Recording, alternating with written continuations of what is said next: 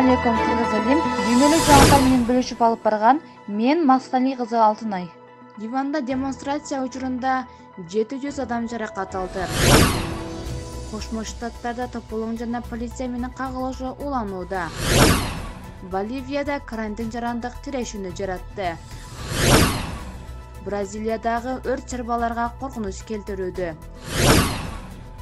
Балтимордун турак жай аймагында газ жарылды. Кыргызстанда жалпы канча киши коронавируска чагылышы мүмкүн? Өкмөттүн божомолу.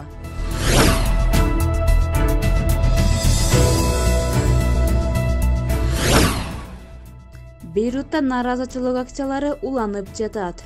Жергиликтүү порттогу жарылуудан кийин адамдар бийликти аракетсиздиги жана күнөөлүү адамдарды жазалабагандыгы үчүн айыпташты. Парламенттин имаратынын алдында көп эл чогулду. Демонстранттар ачууланып, күзөтчүлөргө кол көтөрүп, аларга таш ыргытышты. Бир полиция кызматкери каза болду. Демонстранттардан 700 адам жаракат алышты. АКШда башаламандыктар жана полиция менен кагылышуулар токтобойт. Тирешүүнүн очогу Портленд.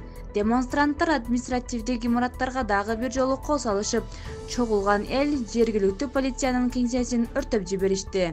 Демонстранттарды таратуу үчүн укук коргоочулар күч колдонууга аргасыз болушкан. Боливияда катуу карантиндик чектөөлөр күчөгөндүктөн жарандык кагылышы уланууда. Тактап айтканда, өлкөнүн чек арасы тыгыз жабылгандыктан көптөгөн эмгек мигранттары үйлөрүнө кайтып келе алышпайт. Шаарлар аралык бардык байланыш иш жүзүндө токтолуп турат. Жергиликтүү калктын нааразычылыгы полиция менен катуу кагылышуудан көрүнүп турат. Өлкөнүн башкы шаары болгон Ла-Пастын кээ бир райондору борбордук бийликке баш ийген жок.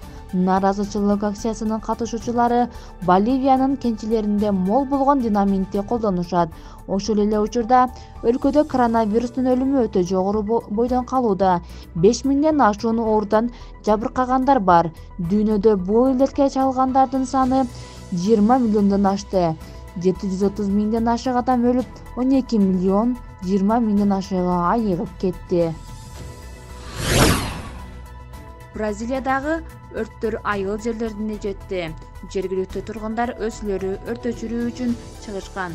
Амазонкада өрт өчүрүүчү жайлар ушунчалык көп болгондуктан өрт өчүргүчтөр дайыма эле жетиштүү боло бербейт. Эскерте кетсек, Бразилиянын улуттук космостук изилдөө институту өлкөнүн акыркы бир айдагы өрттөрүнүн спутник сүрөттөрүн жарыялаган.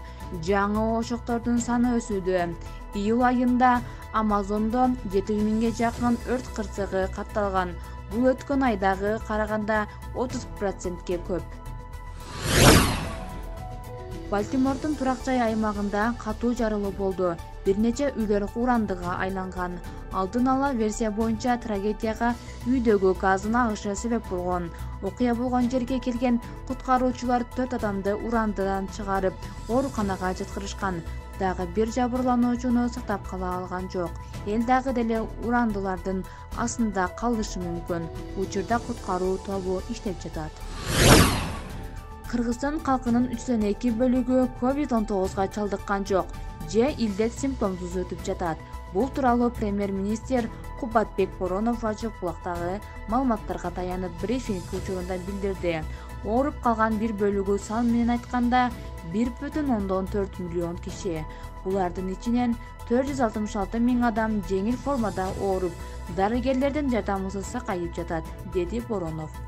Ошондой эле илимий консультативдик эксперттик кеңештин алдын ала прогноз боюнча Кыргызстанда жалпысынан 4,2 миллион адам вируска чалдыгышы ыктымал экенин эскертти.